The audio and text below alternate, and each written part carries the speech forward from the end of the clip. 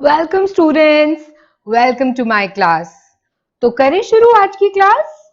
Chapter 7 conservation of plants and animals के साथ, और वो भी आपके फेवरेट प्लेटफॉर्म स्टडी प्योर पे। So let's begin the class. तो सबसे पहले as we are talking about conservation of plants and animals, ये एक ऐसा टॉपिक है जो हमें नेचर के बहुत क्लोज ले जाता है। और क्योंकि हम जानते हैं कि नेचर हमारे लिए कितना इंपॉर्टेंट है, हमें कितनी चीजें, ऑलमोस्ट हर चीज आई वुड से नेचर से ही मिलती है, राइट। कभी कभी हम अपने रोजमर्रा की लाइफ में इतने बिजी हो जाते हैं, अपने स्केड्यूल में इतने बिजी हो जाते हैं that we always opt for places which are very close to nature. हम हमेशा हिली एरिया चूज करते हैं, या जहाँ पे आपको नेचर में जाके बहुत ही रिलैक्सिंग लगता है। नाउ कंजर्वेशन की जब हम बात करते हैं तो ये चीज सोचनी कितनी इंपॉर्टेंट है कि अगर ये वाली फीलिंग गायब हो जाए, ये सीनरी, ये स्पीशीज जो आप देख रहे हैं, जिसको आप एक्चुअली में एंजॉय करते हो, जो आपका मूड चेंज कर देते हैं और आपकी बॉडी में बहुत पॉजिटिविटी और कामनेस लेकर आता है, अगर वो फिनिश हो जाएगा तो आप क्या करेंगे? कैसे अपने जो डिपेंडेंसी है एवरीडे लाइफ की उसको फुलफिल करेंगे? So today's class is all about discussion on such things. क्या actions लेने चाहिए, क्या actions लिए गए हैं, और क्या क्या अब तक activities human ने की हैं जिसकी वजह से हमारी species पे affect पड़ा है। So we are going to discuss biodiversity today. And what is the meaning of biodiversity? Bio is something which is giving life, and diversity means various forms of life. And we know that biodiversity is all the different kinds of life you'll find in one area. The variety of animals, plants, fungi, and even microorganisms like bacteria that make up our natural world. Each of these species and organisms work together in the ecosystem like a complex web to maintain balance and support life. ये बहुत important है समझना कि जो हमारा ecosystem है वो सिर्फ एक के बेस पे नहीं चलता। जिस तरह से एक फैमिली में सब मेंबर्स का अपना अपना कंट्रीब्यूशन होता है, उसी तरह से इकोसिस्टम में भी इन सब स्पीशीज का अपना अपना कंट्रीब्यूशन है। एंड जैसा कि हम बहुत हद तक जानते हैं कि नेचर ने इन सब स्पीशीज की लाइफ सर्वाइवल के लिए अरेंजमेंट्स ऑलरेडी किए हुए हैं, तो उस पर हम लोगों को मेहनत करने की जरूरत नहीं है। But yes, we need to maintain them at least, कि हमारे कुछ एक्शन से या हमारी कुछ एक्टिविटीज से कहीं इन लाइफ फॉर्म्स को हार्म तो नहीं हो रहा, या ये गायब तो नहीं हो रहे। So this is what we need to maintain. Nature ने हमें सब कुछ दिया है, उसका ख्याल रखना हमारी जिम्मेदारी है। So this is what we need to understand, that there are so many forms of life on this earth, on ecosystem, which are living together depending on each other for their survival, and hence all of them are equally important। चाहे वो micro organisms क्यों ना हो, चाहे वो सिर्फ animals क्यों ना हो, या फिर सिर्फ प्लांट्स क्यों ना हो, हर वेराइटी अपनी फॉर्म में यूनिक है। जैसे हम बच्चों के लिए बोलते हैं ना, सब बच्चे यूनिक हैं अपनी चीजों में, सो इसी तरह से नेचर के लिए ये सारे उसके बच्चे हैं और सब ही अपनी तरह से इंपॉर्टेंट है, और सबका अपना एक एक कॉन्ट्रीब्यूशन है जिसको हमें सेव करके रखना है, प्रोटेक्ट करके रखना है, बिकॉज इन सब फॉर्म्स में से ह्यूमंस के पास ब्रेन्स है। So that is what is making us different, and you know adding and responsibility to us कि हमें इन सब चीजों का ध्यान रखना है। Let's know more about biodiversity, because जब हम बायोडाइवर्सिटी की बात करते हैं तो हम ये भी जानते हैं कि it is the primary source of earth biosphere, the life web that produces everything human needs most। तो हमारी नीड्स जो मैं बार बार बोल रही थी कि सबका अपना कंट्रीब्यूशन है, उसके साथ साथ हमें ये भी नहीं भूलना चाहिए जिस तरह से वो एक दूसरे पे डिपेंडेंट है, हमारी नीड्स भी उन सब पे डिपेंडेंट है, राइट। सो चाहे वो फूड हो, चाहे वो वाटर हो, many modern medicine and air, no other planet that we know of have the conditions necessary for human civilization. ये हम सब जानते हैं. It's only possible on Earth and because of the presence of these diverse forms of species. Her species, as I said, it's important and has a unique feature जो दूसरे में शायद ना हो. तो अब अगर मैं सोचूं कि मुझे एक स्पीशी की ज्यादा जरूरत है, दूसरी को मैं ज्यादा यूज नहीं कर रही, तो वो नहीं भी होगी तो चलेगा, लेकिन वो मेरा पॉइंट ऑफ व्यू है.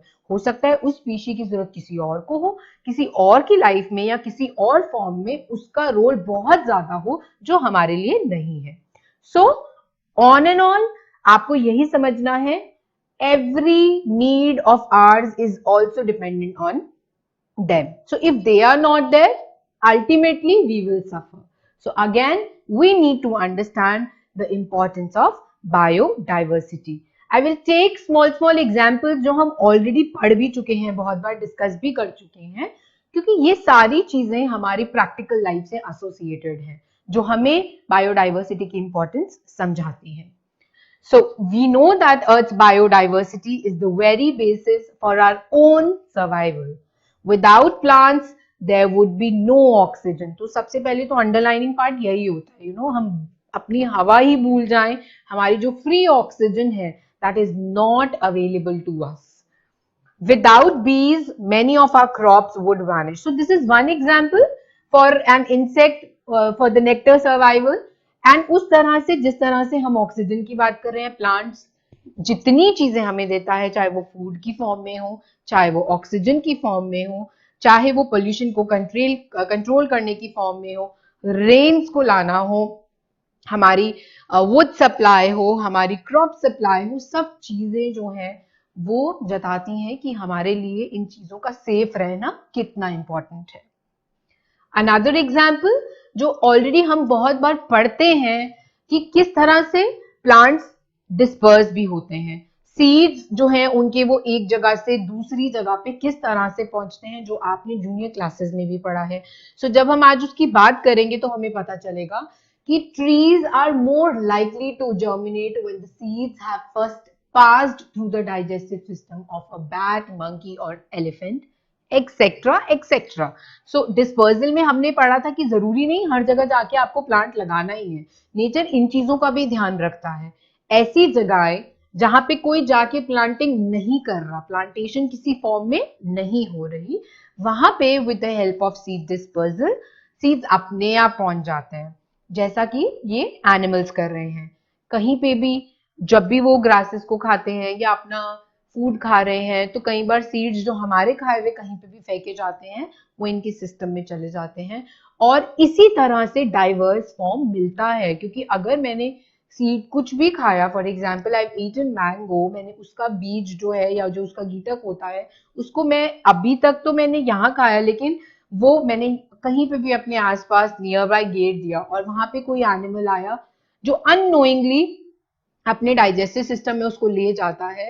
अब हमें तो नहीं पता वो एनिमल कहाँ कहाँ ट्रैवल करेगा, राइट. फॉर एग्जाम्पल चलते चलते, because that's a stray animal, तो वो एनिमल इस रीजन को छोड़ के मान लो कहीं ना कहीं कुछ दिनों के बाद वो किसी और स्टेट में पाया जाता है, या मे बी किसी और ऐसे रीजन में पाया जाता है जहाँ पे मैंगोज की ग्रोथ नहीं हो रही थी, but through the digestive system, through the faeces, वो जो हमारा सीड है वो वहां पे बाहर आ जाता है, एंड विद नेचर्स ग्रेस उसको सारी रिक्वायरमेंट्स मिलती हैं, एंड वहां पे आपकी मैंगो की फॉर्म ग्रो करना शुरू कर जाती है.